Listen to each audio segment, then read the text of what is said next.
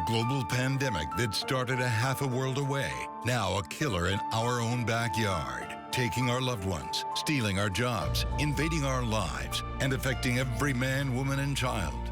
This is COVID-19, putting our leaders on the line, taking its toll on the brave. When will it end? And where do all of us go from here? Now, live from the News Center in Tampa, an 8 on Your Side special program, Coronavirus Virtual Town Hall. Here is your host, Keith Kate. Good evening, and thanks for joining us on air and online tonight. We have a lot of ground to cover, and as you can see behind me, our guests are already on screen, looking good, standing by, ready to answer some of your questions. Let me introduce them now. They are former Florida Governor, now Congressman Charlie Crist. U.S. Representative Crist serves Florida's 13th Congressional District in Pinellas County. Congresswoman Kathy Castor is representing Florida's 14th District, which includes most of Hillsborough County, as well as Tampa. Florida Senator Darrell Roussan serving the 19th District, covering parts of Pinellas and Hillsborough County, including Tampa and St. Petersburg. And of course, we have Tampa Mayor Jane Castor, former police chief and member of the Hillsborough County Coronavirus Emergency Task Force. Also joining us tonight, Mayor Rick Kreisman from St. Petersburg, and one of the Bay Area's top local law enforcement officials, Pinellas County Sheriff Bob Gualtieri. Again, thanks to all of them for joining us tonight. I want to start with you, Mayor Castor. Phase 1 of Florida's reopening plan is now a week old. So how do you think we're doing in the Tampa Bay area? I think we're doing well here in the Tampa Bay area. We're taking it very slowly so that if there is a surge, we'll be able to roll back. We started our Lift Up Local program where we're helping our retail and restaurants out by allowing them to move into the outdoor space to expand tables for restaurants and retail onto sidewalks, parking lots, and in some cases we've closed down streets. And we started that last Tuesday. And it's been very, very successful, very well received by the restaurants and retail and the citizens as well. So going very well so far. That sounds good. Mayor Kreisman, I want to go to you next. Are we ready for phase 2? And if not, what needs to happen first? Yeah, I think, we really need to have an opportunity to take a look at the data and see what the impact of the steps that have been taken in phase 1 are. Do we see numbers go up in the number of positive tests? Does the percentage change? Does it stay the same? Do we continue to see the track that we've seen here, at least in St. Pete and in Pinellas County over the last week or 2 weeks, where the percentage of positive tests is actually decreasing? Does that continue? So I think we really need to take a look at that before we make a decision that it's the right time to pull the trigger on phase 2. Sheriff Gualtieri, I want to go to you next because your deputies are out there patrolling our beaches. Everyone wants to get back to the beach. I want to know how that's going and if there are plans to allow more people on the sand in the near future. Well, it's going well, Keith. This past weekend was probably our first test on Saturday. Sunday, the weather wasn't nice, so we were washed out. But on Saturday, the beaches were very full, and we had over 300 law enforcement officers from the north part of the county, Fred Howard Park, all the way to the south in Fort DeSoto.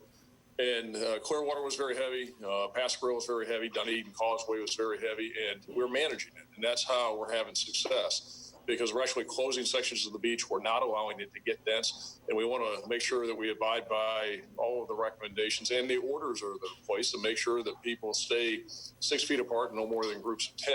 If it wasn't for the presence and it wasn't for managing it, then we'd be like they are in other parts of the state where they open the beaches, now they're closing them because it isn't working out. So we're going to keep this level of staffing up through Memorial Day. We have this weekend coming up, then of course the 4-day Memorial Day weekend. But what we need people to know is it's not business as usual. Don't just come and get in big groups like you were before and have big parties on the beach. We want people to come. We want them to enjoy the beaches. We want them to patronize the businesses, but it's got to be done in a way that is safe. And I don't think at this juncture, I agree with what Mayor Kreisman said, data is super important. We want to make sure that 2 big factors. Number 1 is the number of new cases every day is not increasing based on the measures, and the percentage of positives stays where it is or goes down. Of course, that's what we want to see. But I'm a big believer in that we need to drive it off the data. And right now, we need to keep doing what we're doing. Congressman Chris, I want to go to you next. I mean, and if you can be a little reflective here, because you also served as governor. What kind of pressure is Governor DeSantis under right now to get all of this right? I mean, he has to help control the spread of a killer virus while trying to save Florida's economy, get people back to work. That's not an easy thing to accomplish here. Your thoughts on that? I couldn't agree with you more, Keith. It's not easy at all. It's like trying to thread the needle, you know, when you're trying to throw a completed touchdown in a football game between two of the best defensive backs you've ever seen. And the challenge here is that both are important, clearly. Life is more important, obviously. And so what you want to do is be responsible, be prudent, be measured. I think that thus far, the governor's done a good job with the rollout of reopening. I think that doing it slowly and doing it in a measured fashion is exactly what we need to be doing. I thought he could have been a little more expeditious at the outset of the issue generally, but I think he's been a quick study, and I credit him for that. But it is not easy. The two things that I really had challenging myself when I was governor was the BP oil spill, the largest environmental disaster in the history of our country. And at the time worked hand in hand really with President Obama as then a Republican governor. And I think that's one of the important things to mention is that this has to be bipartisan. Republicans, Democrats, independents can all get this virus. We have to be cognizant of that fact. We're all Americans.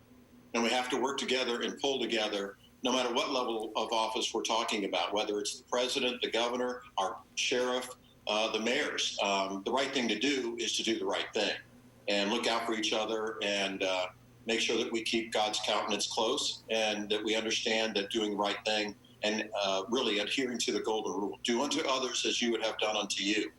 Making sure that businesses are safe, that people are safe, that social distancing is being practiced. You know, it's just use common sense and do it right.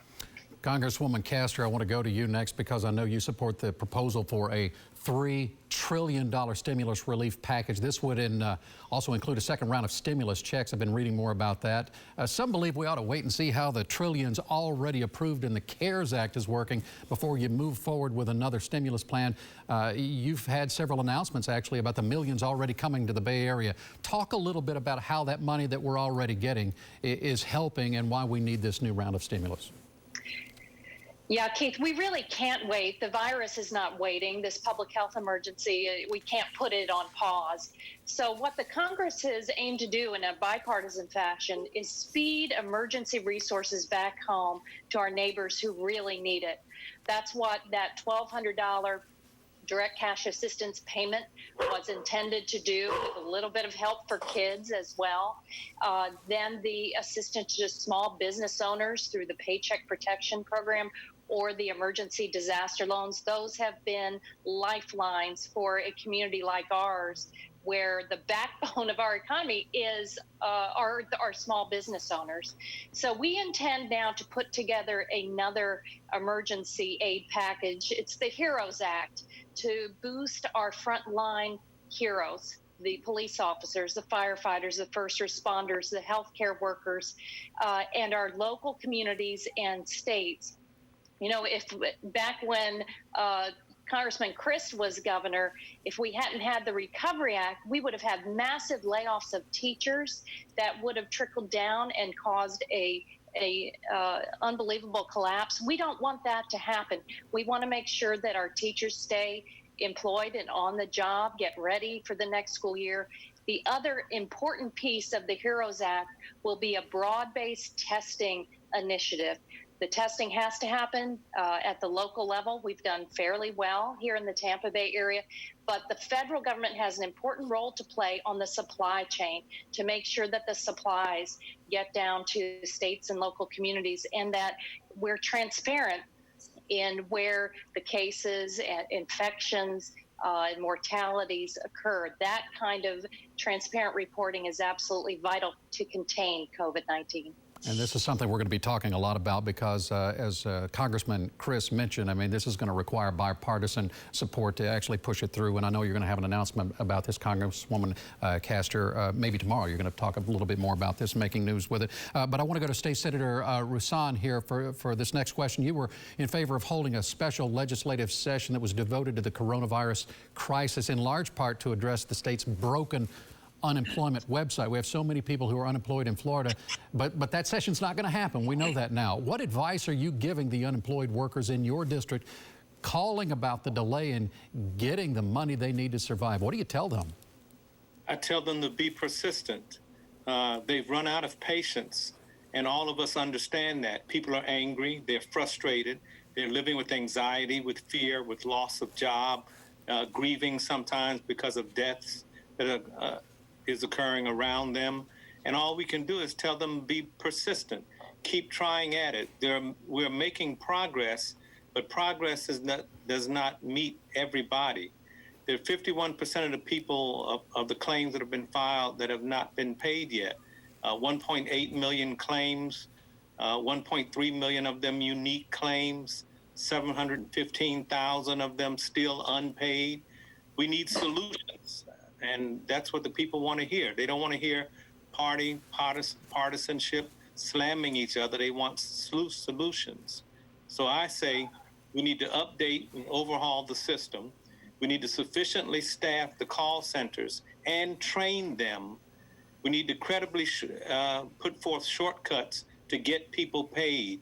People want their benefits, and we need to hold people accountable for failure to meet the goals that we set to get people benefits. And your advice for all those calling you, be persistent. Mayor Christmas, I want to go back to you, sir. I want to get your thoughts about efforts to protect the most vulnerable in our community here. I mean, we've heard 35% of all COVID-19 deaths have been in nursing homes, either from residents or workers. We've heard from families who've been calling us here at 8 on Your Side saying they feel they've been denied full disclosure about what's happening to their loved ones. Why is it so hard to get basic information about outbreaks and about what's happening in those facilities?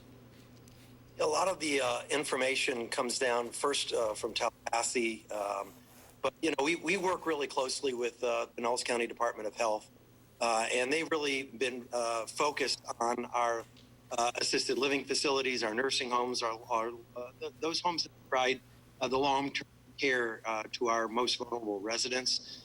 And so, at least in our county, and I know Jane can speak to what's happening in Hillsborough County, there is a real concerted effort to make sure that those who are the most vulnerable are really taken care of, that we're getting the testing that they need, they're getting the medical treatment they need, the hospitals, if they need to be transferred, that's occurring. So at least in Pinellas County, we're working really hard to try and get that information out, because we know that's one of the hardest parts for families is they oftentimes they can't have that contact with that loved one. And so the more information we can provide to them, at least the easier it is on the families to know what's going on with their loved one. And we're at crisis level with these nursing homes and assisted living facilities. Out of the 3,800 facilities in the state of Florida, they represent 44% of the COVID deaths. And it's inexcusable to not give information so people can make informed decisions about their health and their loved ones. Thank you, Senator. Mayor Kreisman mentioned you. Mayor Castor, I want to go for you with this next question, because I want to play a question here. This is actually from one of our Tampa viewers along these same lines. She's concerned about something we've all mentioned here, and that's coronavirus testing. See if you can hear this question. My mother's in a nursing home here in Tampa, specifically the Bristol, and I'm very concerned that she's only been tested once for the COVID virus, and it's running rampant over there.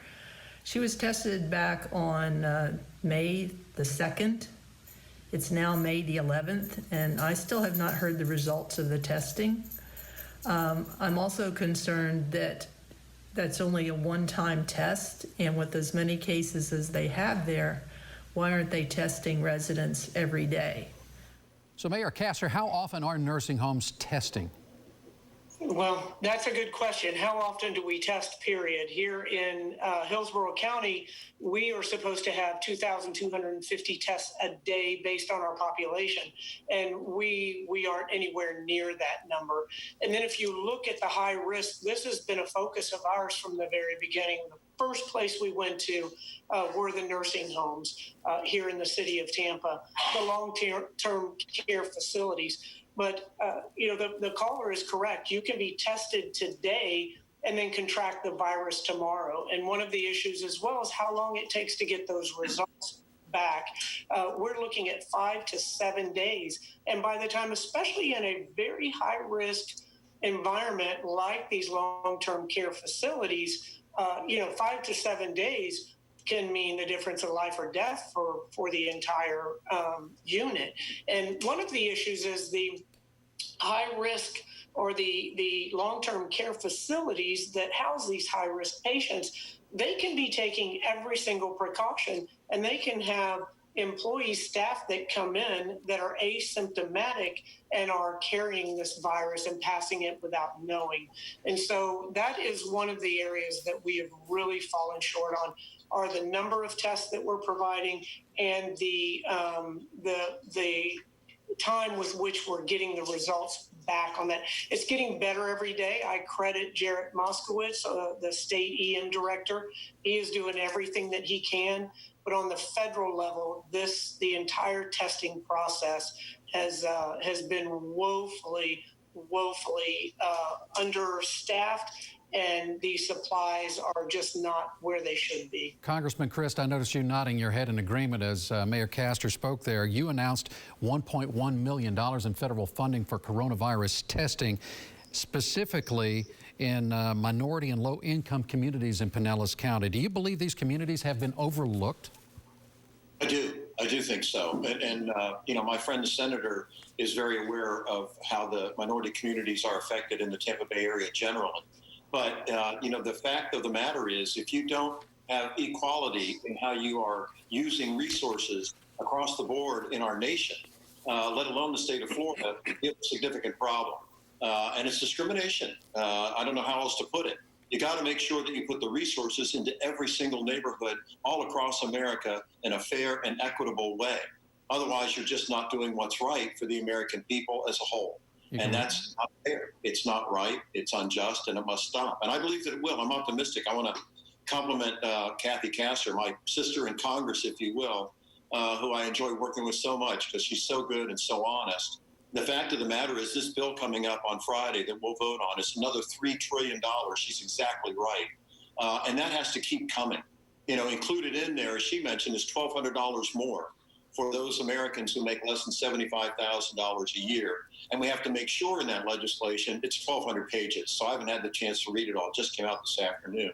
But at any rate, there was a loophole that said that college students or those that were 18 or 19 years old couldn't get those checks. We have to make sure that that's made right, that those students and young people are made whole. State Senator Rassam, you might want to elaborate on that if you would like, but because we're pressed on time, I'd like to talk to you a little bit about education, because I'm wondering what the state is doing now and what the legislature can do going forward in the future here to help when it comes to get the education system back on track so the children and their teachers can actually safely return to the school buildings. Can you offer some reassurance to parents that things are going to be okay? Well, all I can offer is that we need to have a measured approach to reopening schools. We need to make sure that our children are safe, and this decision needs to rest on the scientists and the medical doctors, the physicians, not professional educators. I think that Congressman Christ is right. In the year 2000, the state of Florida created the Office of Minority Health because they recognized there were health disparities and disproportionate impact in low-income and Black and brown communities. That $10 million that started the Office of Minority Health eventually dwindled down to less than $3 million. And we beefed it up a little bit this year, but the social discrimination has led way to medical discrimination, and we need to stay ahead of that curve. But I will assure you that the superintendents of these various school districts are working hard to make sure our children are safe. My wife and I have 5 young men at home, and they're anxious about school. You bet, and a lot of parents feel the same way. Congresswoman Kathy Castor, let me go to you for that similar topic here. Will everyone need to be tested before they go to college? And if they're tested once, when they go back in the fall, how often does that testing continue, not only for the students, but for the faculty? Yes, widespread testing is absolutely necessary to fully reopen the economy, to get kids back in school, for our neighbors to feel safe. And on the education piece, that's why the HEROES package that has just rolled out of the House of Representatives is so important too, because a bulk of the federal money will go to the state of Florida to supplement their budget for teachers and education. You know, Florida is, we often struggle with folks in Tallahassee that supplant federal money that we send, and then they just back out the dollars. Here we want to add a requirement that this emergency aid money supplement, that it comes on top so that teachers do not lose their jobs, so that we can make sure that our students have every resource they need. And the testing, back to the skilled nursing centers, we know now these areas of vulnerability. We have a disproportionate impact in many communities of color and in skilled nursing centers and prisons. So yes, you focus the resources there. The good Channel 8 reporter, Masha Saidi, has done some great reporting on this, and she will be pleased to know on behalf of all of the skilled nursing resident families that she's talked with, that this emergency aid package will require greater reporting by skilled nursing centers directly to the Centers for Medicaid and Medicare Services and the Centers for Disease Control. And those nursing homes will have to inform family members within 24 hours if there is an infection or some serious problem. And then if these skilled nursing centers don't report, there'll be serious action. Sheriff Gualtieri, I haven't forgotten about you. I want to circle back to you and talk about some of the challenges that come with policing these rules and regulations that are still in place as we're still in phase 1, not quite to phase 2. We got this question from a viewer who asked, if bar seating is still not an option and restaurants are to be at 50% capacity, how do you account for the sardine effect, most notably at Ferg's and Lure, and why is there no accountability there? That's the viewer's question, but you know, I know you've proven that you're willing to make an arrest when necessary. How do you decide when to enforce some of these rules and when to educate? Well, education first and foremost, Keith, and it's 25%, not 50%, that's allowed in the restaurants. You know, I think for what we've seen, by and large, most people are trying to do the right thing and are accomplishing that. There's certainly times there's one-offs. A lot of it also, people have to be careful about perceptions, because remember, is that when people are in groups, what the law is that groups of no more than 10. So if you see 6 or 7 people, if they all arrived in the same car and they're all part of the same family, and what we do is we get complaints that people say, first of all, it's groups of less than 10, and people have to stay in. And when you see families together, it's okay.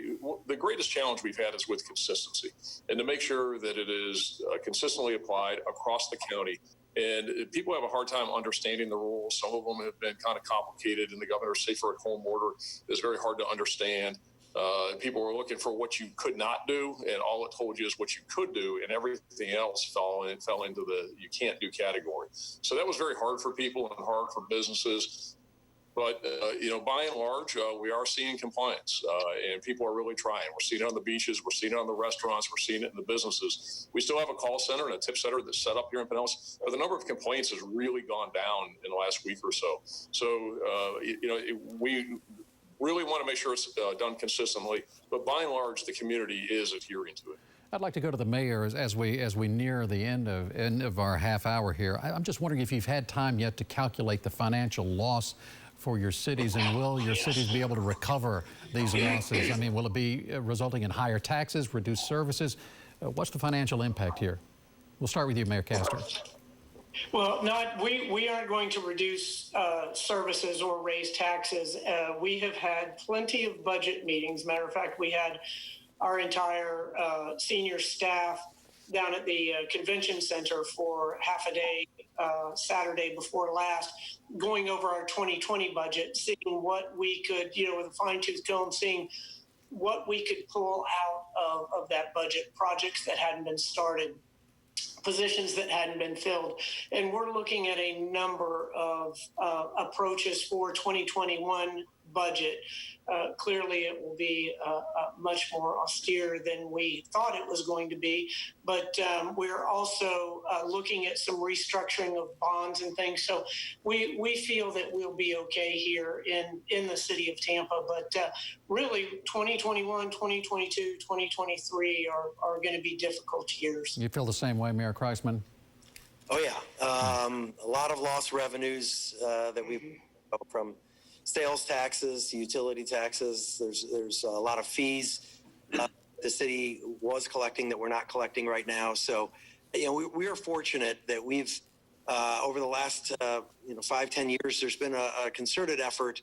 Certainly, my administration has made it to invest in our reserves to each year try and come in the black if we could, and it's really made a difference. Mayor Castro and I are on phone calls every week, and with mayors from around the country, and we're hearing the financial conditions that a lot of those cities are in, and they are far worse than what we are experiencing, fortunately for us. But having said that, we're going to have to look at every line item, every potential hire, or every position that's open. Do we refill it? Is there ways of us becoming more efficient even than we have been? So this budget's going to be tight finishing this year. FY21 is going to be tight. FY22 is going to be tight.